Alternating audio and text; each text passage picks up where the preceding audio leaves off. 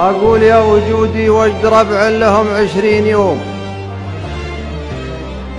في محل ما فيه الصدور الحايمات، راحوا قنوص على صنع فنسان الخشوم وانقلب موترهم الجيب والسواق مات. واشرقت وغربت شمس العصر واختفت بيض النجوم، والهبايب قام تتهب من كل الجهات، والرديف يصيح بالصوت من كثر الهموم، وكل ما سمع الهوى قال جات القوم. جات واثنين اللي ورا من ورا حزم زموم،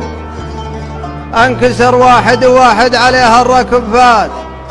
طايح في مبرك الموت ما يقدر يقوم، مختلط دمه بدمع مثل نهر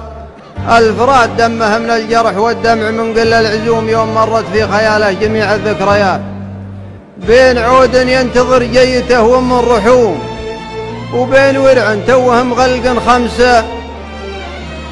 سنوات ما تتمه بعد ما جابت له اخوين توم، والحقوها التوم والباقيات الصالحات. ولا بقى الله مع عمة قشرا ظلوم، من قساوتها معه جفن عينها ما يبات، وانت قصيت الحقائق ودققت العلوم، بانت علوم من ورا اخوان شمها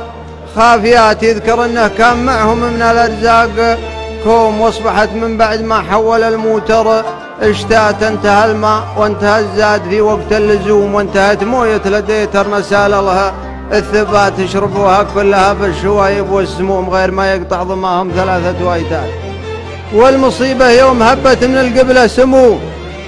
ودفنت منهم 3 هبوب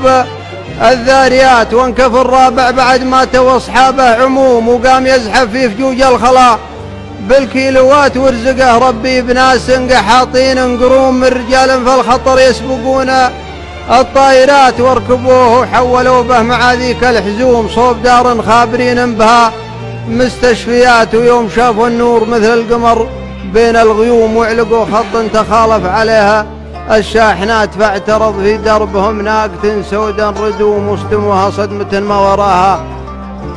إلا الممات، وماتوا 2 على طول و2 سلوم، والجريح ازداد جرحه وحزن واستمات،